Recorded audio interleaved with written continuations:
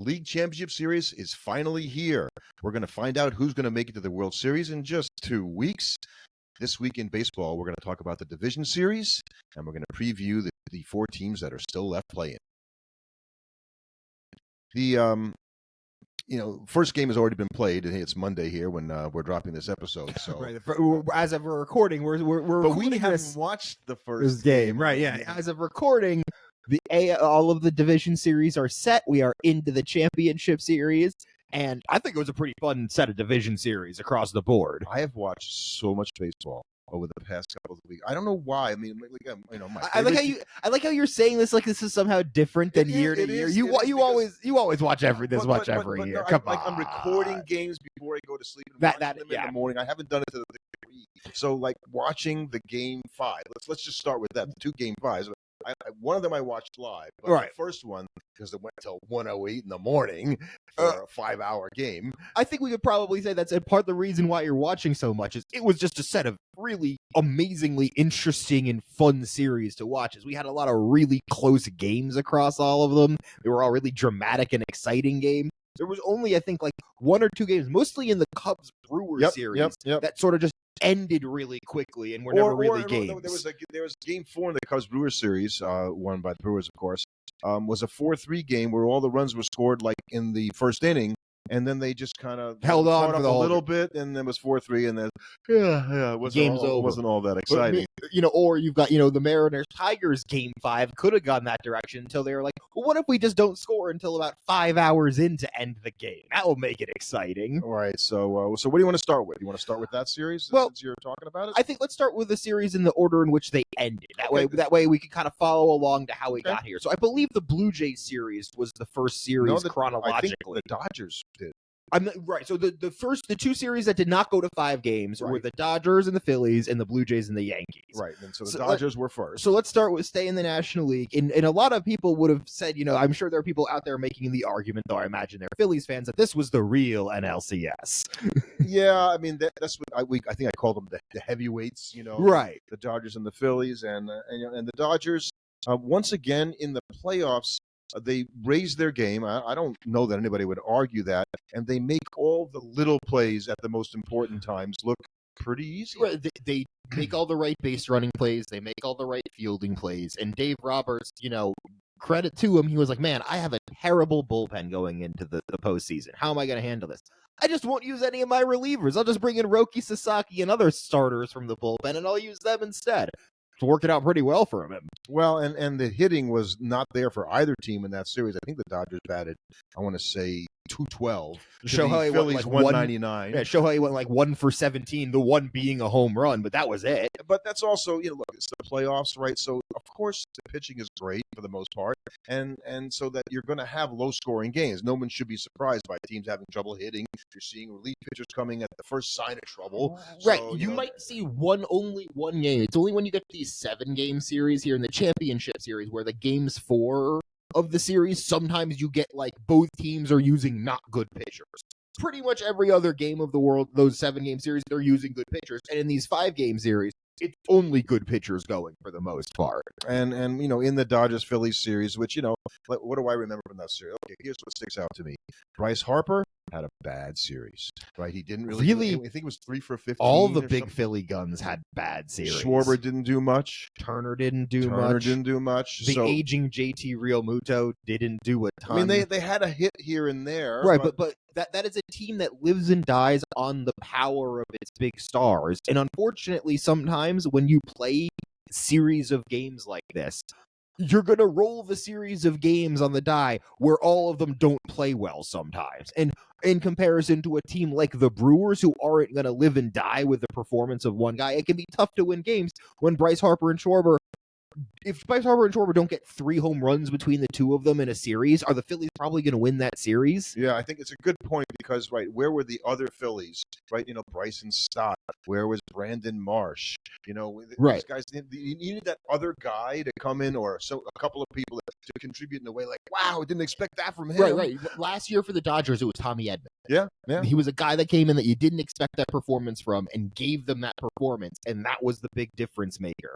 Over in the American American League. Yeah, the Mariners have Cal Raleigh and Julio Rodriguez, but it's maybe Jorge Polanco that's having some of the biggest hits for them in this postseason, including the game winner in Game 5. So, the Dodgers got by without hitting. They turned Roki Sasaki into a closer. And he looks very good doing it. So now it looks like that's what he's going to do for the rest of the playoffs. And the Shohei didn't really pitch very much. We know he didn't hit very much. He had a good start. He had a good start. They gave up some runs, but they ended up winning that game. Yep. And his at bat in the Game 5, where they intentionally walked him before pitching to Mookie Betts, is a really interesting situation because a lot of people point to that being like, that was a weird choice by the Phillies. And Mookie took that personally, right? And delivered on that. But Mookie did something else in that game, which in Game 2 that I think is noteworthy, and that is orchestrating the wheel play on defense in the 9th inning. When they perfectly covered the butt. Where Max Muncy came charging in, and Betts runs over to third, and everybody kind of shifts, a base. And the play was worked perfectly, and it was Betts who suggested it on the mound. And allegedly, I say allegedly because you never know for sure, Dave Roberts went out to the mound, listened to the guys talk about it, okay, you guys do whatever you want. There's the manager telling the players, honestly, just play baseball. That happens more often. Nice story. Right, but I would believe that happening only because I can't really say I saw it myself. I'm not a pro baseball player, but as a coach, if your players have already taken the initiative to start setting something up, unless that went totally against what you believe against what you wanted to have happen there, you're probably going to let them to do it because them all buying into what they do is way more important. And so at the biggest moment, then Mookie makes a huge play, and that's in contrast to, unfortunately, and you have to feel terrible for him, Orion Kerkering, right? In the biggest moment at the end of the game, at the end of the series, he gets a ball hit right back to him, and he panics basically because he should have been looking at first. JT Realmuto's pointing at first base, exactly, and he panics.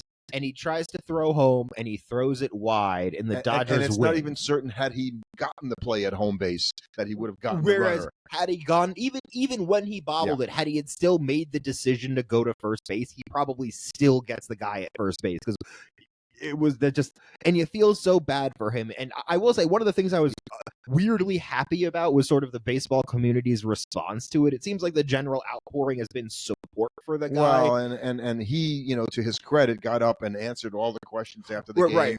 Which that's macho, if you ask me, to get up there and take the heat for something. Look, basically, it's a brain fart. I made a horrible mistake. I'll never forget it for the rest of my life. And I think in that situation, I think if you're Orion Kerkering, a lot of Philly fans are probably looking at, he probably shouldn't have been in that situation to begin with. In as much as if we had played better as a team, he's not pitching in the 9th inning trying desperately to prevent just one run from scoring. Well, and Joan Duran is out there, and he ends up being put into a situation where he walked in the tying run. Right. And so the Dodgers win the game and the series, getting a bases loaded walk and an error by the pitcher to end the series and the ball game. So right, which kind of is interesting, just in that it stands into contrast, what happened over in the American League, just because the Blue Jays sort of handled the Yankees, and it felt like the Dodgers kind of slipped by the Phillies in some respects. Like those games were so close in comparison, and a lot of that had to do with the Phillies pitching, right? Mm-hmm. I mean, look, Christopher Sanchez was terrific. Ranger Suarez came in the last game. Luzardo came in. Luzardo pitched great. So without Zach Wheeler, no one's saying, well, if Zach Wheeler was here, the Phillies would have won. Would have helped. But at the end of the day, you have to look at that lineup as being the piece that let them down, Yep.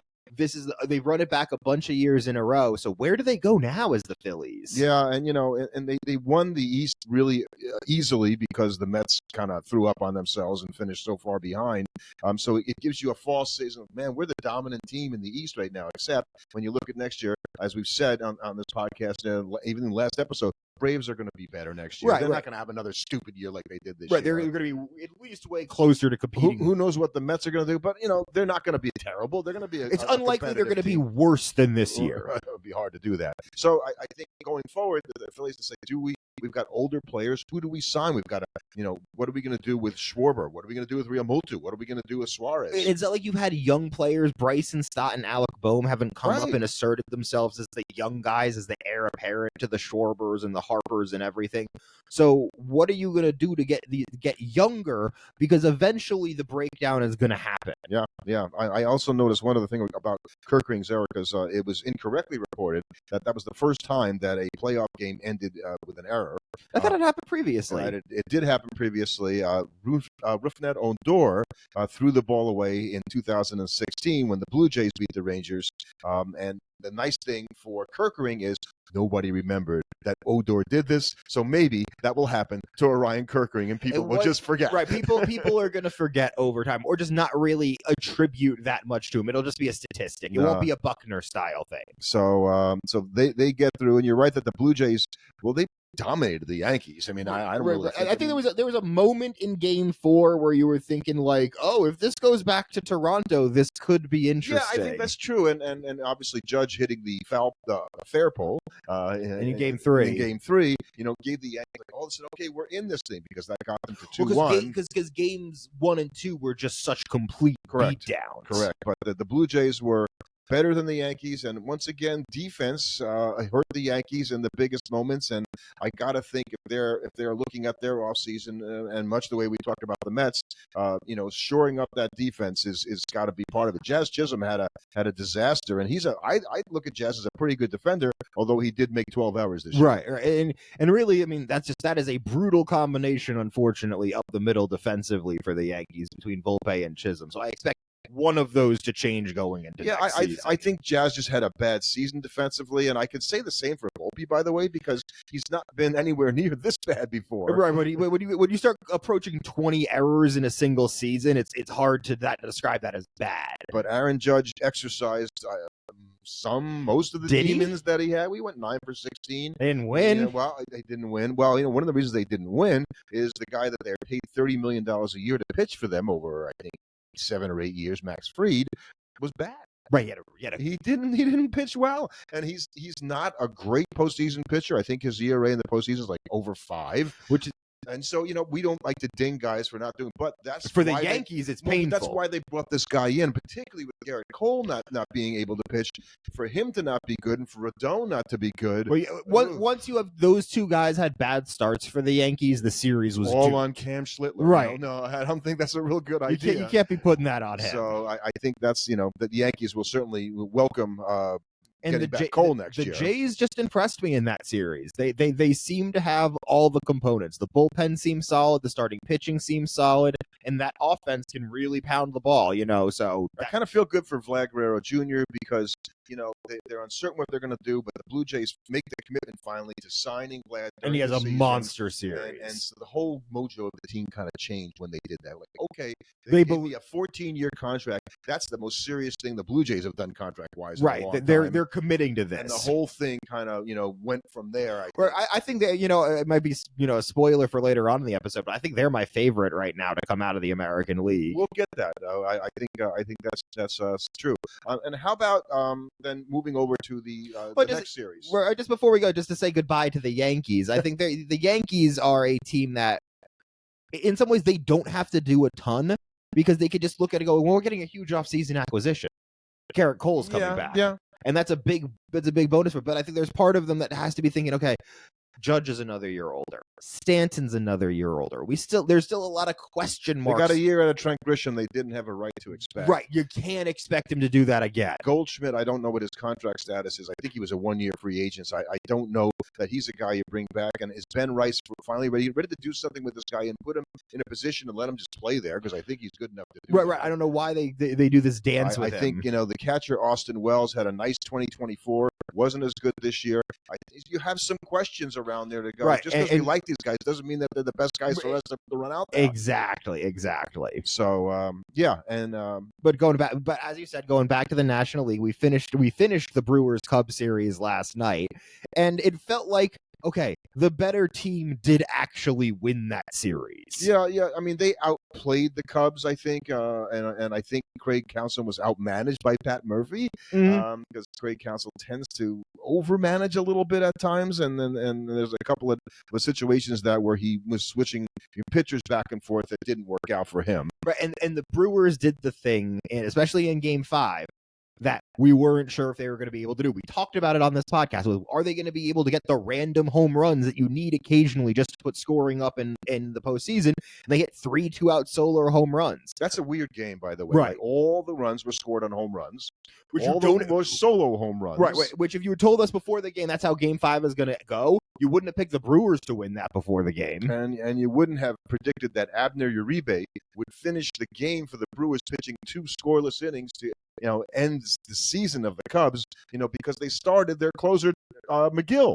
So that was a weird thing to do to begin with, and it worked out. It worked out, but had it not worked out, a lot of people would have had a lot of questions. People might have had a little problem with what Pat Murphy did there. So right, the Cubs were exactly who we thought they were. Yeah, I mean, they never got over losing Justin Steele, in my opinion, because you ran Matt Boyd out there, who had a nice year. Right, but the All-Star team. You were already a team that people. You were a team that people would have healthy. Yeah, but people would have considered you pitching light before the Steele injury. Yes, exactly. So I think the Cubs because they had such a super early season, they got enough of a cushion that they're able to ride that into the playoffs. Right, and the rest of their starting pitching held up in a way, like, say, the team that also got out to a great start and didn't hold up in the Mets. The difference is the Cubs starting pitching held up and kept them from completely collapsing while the Mets didn't. But in looking at the Cubs, and I think, like you said, the better team won, I'm feeling pretty good if I'm looking at the Cubs going, okay, we got a couple of older players, and Ian Happ had a nice year, but he's getting up there. But Michael Busch and Matt Shaw, the great part for you, got some players. A weird situation here if you're the Cubs also is, you weren't a team powered by Kyle Tucker. It wasn't like he went on some mythical run. Probably won't be next year because he might not be there. So losing Kyle Tucker doesn't feel like the blow it would have felt like had he been unbelievable and had been a large reason why you got to where you were. He basically was a non-factor. Well, and the question is how much money did Kyle Tucker cost himself? Right, not having a great, not only season, but not a great playoff. Right, and especially just disappearing. Now, somebody's going to pay that man money. Yeah, and he's still young enough that he's going to get a long-term contract, but I'm not convinced it's going to be with the Cubs. It might not be what he was going to get last offseason. So I think the Cubs will be fine. But again, the Brewers, had it over them, and I'm kind of glad that they got to go ahead because it's been a long time. And then the final series, which was a great one, and what a Game 5, was the Mariners and Tigers. And that I guess that lived up to the hype. Well, and it's interesting that Tarek Skubal, who's going to win the AL Cy Young Award, he started the game and pitched magnificently. He pitched great in both his starts. I think he's the first guy to have more than 13 strikeouts in 2 playoff games in one playoff, in the history of Major League Baseball. And his teams won neither of those games. Well, not only that, but so they played the Mariners twice during the season, and Skubal started. They played them during the season. Skubal started twice against them. He lost those games. He pitched 2 games against the Mariners in the playoffs. He lost those games. He didn't lose those. They didn't win the games. I should say. You're right. They didn't win the games. It's tough for me to put these games on Skubal. But if you're Skubal and you're the Tigers, you're thinking, well, when Skubal pitches, we win. Not when we play the Mariners, apparently, because they lost all 4 times that he started those games. But that whole, I'm glad the Mariners won because the Tigers felt like a team that was playing on borrowed time this whole postseason. Well, and they were valiant, right, in not choking completely, by at least making the playoffs after they blew a 15-game right, and then they handled the Guardians. They exercised that demon, and they gave the Mariners obviously all they can handle. And you really couldn't give them much more. And Kerry Carpenter, and the Kerry Carpenter thing was wild, right? I don't know.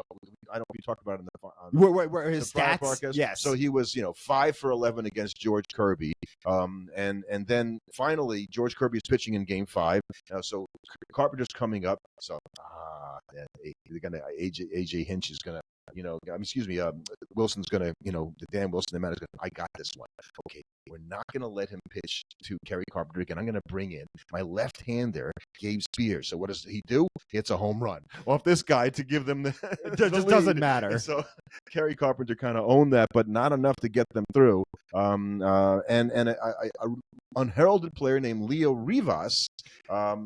And he is career minor leaguer. It was his 28th birthday, I think.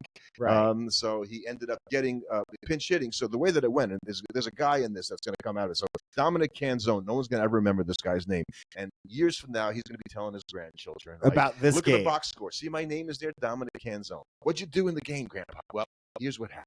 Okay, they had a pitcher out there, and they switched pitchers, so they brought me in to face the other pitcher. And except that they switched pitchers again, they brought in a left-handed pitcher, so they sat me down, and somebody else batted for me. So I didn't actually get to play at all. Right. He got up, he was announced as the pinch hitter, and then they got pinch hit for. So he gets into the box score going 0 for 0 for 0, 0, 0, 0, because he really didn't do anything other than occupy space for about 5 minutes. Can't be very fun. So, but you know what's fun? Winning the game. Well, and Leo Rivas, instead gets that hit, and then comes up later and contributes by getting on base. And as you said, Jorge Polanco ends up getting the big hit to win the series. And I think that's going to end up looking better over time, Polanco's hit, because it was sort of like shocking that it was over. Right, it's the 15th inning. It was like, okay, it's over. Okay, it's over. We can all go to bed now, except for me. I had already slept. Yeah, we watched it the next day. But really, big moment for the Mariners. For that fan base, for that franchise. They hadn't gotten to the ALCS since what? 2001, and now here we are. We've got Blue Jays, Mariners in the ALCS, and the Dodgers and the Brewers in the NLCS. And it really does feel like we've got the four teams that are playing the best baseball right now left. Yeah, and the advanced rankings kind of have these four teams as pretty even. Mm-hmm. So I think the Blue Jays have a 27% chance, to win. So that puts them, a little bit higher than anybody Probably else. just because they're more strongly favored against the Mariners than the Dodgers are against the Brewers, or vice versa in that matchup. Right. Blue Jays versus Brewers, 27% is what the thought is going to happen. So that's the number one possible outcome. So they're predicting that. So right now they've got the Brewers as a slight favorites over the Dodgers, just slightly. Right. And you know what? Just thinking about that matchup, I was actually saying I'm glad that the Brewers won, because I also think they will be a much better matchup here into the Dodgers. The Cubs seem like the type of team the Dodgers could handle. Yeah, I agree. Where the Brewers are the type of team that I think is going to make the Dodgers struggle. But I do think that the Dodgers hitting, and they haven't hit great, will be better than the Brewers trying to hit the Dodgers pitching. I expect, that is I think the key for the Brewers, I have to imagine, is you can't let one guy have a crazy series. You can't let, Tommy Edman have some series where he hits 400 and hits 3 home runs. You can't let Shohei or Freddie Freeman or, Mookie kill you. But you got to make sure that there's no guy in that offense that goes off the whole series. So during the regular season, the Dodgers and the Brewers played 6 times. Mm-hmm. The Brewers won all 6 times. Right. That's a little weird, but it's happened before. So it reminded me of 1988 when the Mets beat the Dodgers 10 out of 11 times. Okay. And then they went in the NLCS and they lost. Mm-hmm. So winning the season series and even winning 10 out of 11 doesn't really mean anything. I don't think there's carryover effect there, but it is kind of interesting because you wonder how the Brewers would be able to beat the Dodgers 6 times in a season anyway. Right. And where I might kind of disagree with that method there that they're giving in terms of favoring the Brewers over the Dodgers, I do agree with that method favoring the Blue Jays over the Mariners. I feel like the Blue Jays are a slightly more complete team top to bottom than the Mariners are. I feel the same way as when you said that before. I thought, yeah, I kind of have the Blue Jays as a big favorite against the Mariners. I'll go out and say I don't think I think that's going to be it could be a short series. Right. When I look at those teams top to bottom, they both, and the reason why I think you could end up having that is when you look at the two teams, they're actually pretty similar in a lot of ways. In terms of how they're constructed, what they're good. I think the Blue Jay lineup's a little bit more balanced and deep. But in terms of how they want to play the game and approach the game, they actually seem like they're two similar versions of one another. And I think the Blue Jay version is just a little bit better. But when you have a matchup like that, a lot of the times it can end up in a blowout because since they're able to do all of the same things a little bit better, it's not like the Mariners have some other style that they can go to try and catch them off guard. They just have to try and beat beat the Blue Jays at their own game, which the Blue Jays are better at. Tonight's game this will have happened the night before. Obviously, Bryce Miller is starting for Seattle, and so what happens when you have all these playoff series right up against each other, and you're getting ready to start another one, especially when you have a 15-inning game, and we're long past the day where we could sort of line up. Okay, they're trying to set the rotation to have their number 1 starter go in game 1, the number 2 starter go in game 2.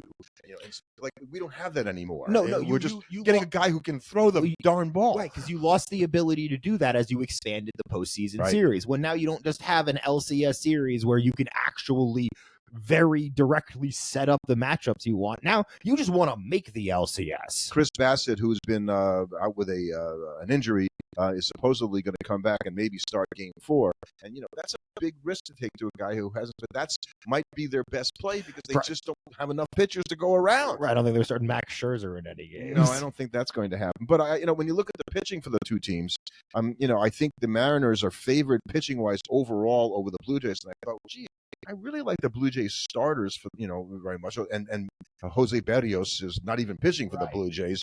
But I think the Mariners bullpen is better, and so I think overall it might make their overall pitching a little bit better because they still have Gilbert and Luis Castillo. It's not like the Mariners starters are scrubs by any stretch. Right. So I think then it comes down to and we've seen like the Tigers pitching hold down the Mariners offense for the most part. Cal Raleigh went 8 for 21 in the series, and I guess that was about the best, but it wasn't a thumping 8 for 21 like he can do. It's sort of the same thing that the Brewers are looking at with the Dodgers. The Blue Jays have to be thinking about, like, okay, Julio Rodriguez might get his, Cal Raleigh might get his. What we got to make sure is that the J.P. Crawfords of the world, the Polancos of the world, the Nailers of the world, those are the guys in this series that you got to limit, because if you're able to limit them from killing you, that's how you're going to make this a much easier series. Because Raleigh might go 8 for 21, but if nobody's ever on base, what does that really matter? A lot of people are focused on Josh Naylor because he's a Canadian, so he's not that many Canadians are playing Major League Baseball, and he plays in Seattle, but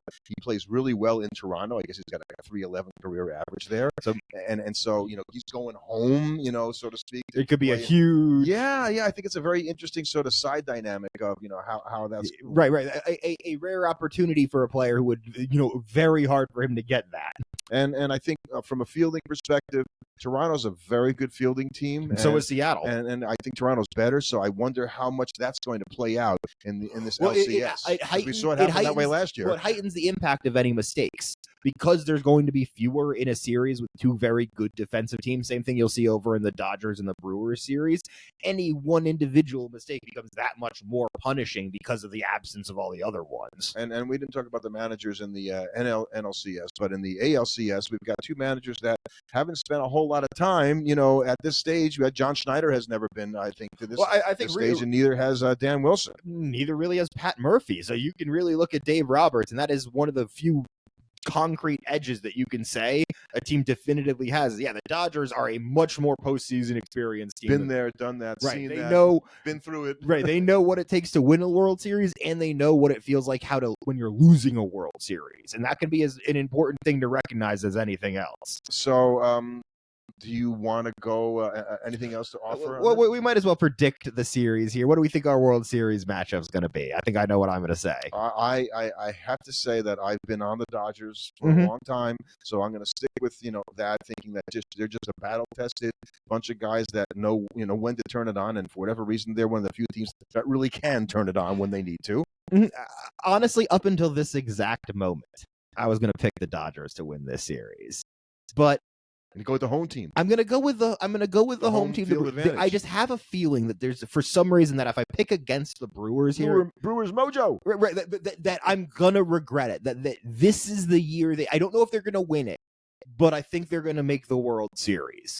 And I'm going to pick them over the Dodgers. And on the other side, I think if I were going to say mojo, I actually might pick Seattle only because they haven't been this far. They've never been to the World Series. They had a 60 home run guy, as a catcher and all that stuff.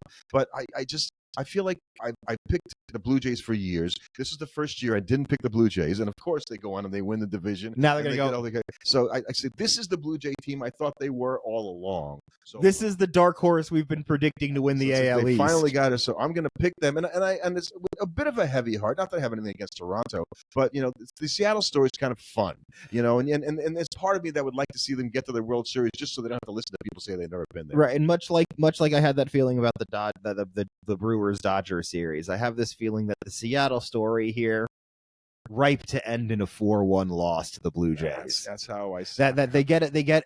I hate calling it this, but a pity game at some point in the series, but they otherwise are handled, and the great year of the Mariners ends here in the ALCS. So if the which of the two teams, the Blue Jays or the Mariners, if they lost the LCS, would still be able to hold their head up high and say, you know what, still a really good season for us? Is there one that has more of that than the other, or are they in the same? Depends how they lose. I think the Blue Jays have an easier time doing it than the Mariners, depending on how they lose to the Meaning that good season and we're fine? You could lose to the Mariners and it could just feel like team of destiny thing. Okay. Whereas I think the Mariners are going to be crushed if they lose no matter what. I'd say that's probably true. And in the National League would be the same thing, right? That the Brewers, it seems like, we finally have the opportunity, Right. They would be much more crushed than the Dodgers. Because the Dodgers have won they won last year. They've won recently. They know how to handle it. So I don't think they would be as crushed as the Brewers would be. And there's so many people that, and the Dodgers are not yet at Astro status in terms of not liking the team for whatever reason. But I think people are sick of the Dodgers. There are a lot of people out there that are sick of the Dodgers. And I'm not that way. No, I don't hate I like great teams. And I have the Astros, because of the scandal, will always have a different connotation to that. And the Dodgers would be only because of the money, just as if the Mets were to say like, oh, they spend the most money, Right. You didn't get there by cheating. Right. So yeah, and we can never say that the Astros didn't cheat because they got punished. That's exactly right. So, but they're not here; they're watching on TV, and so are we.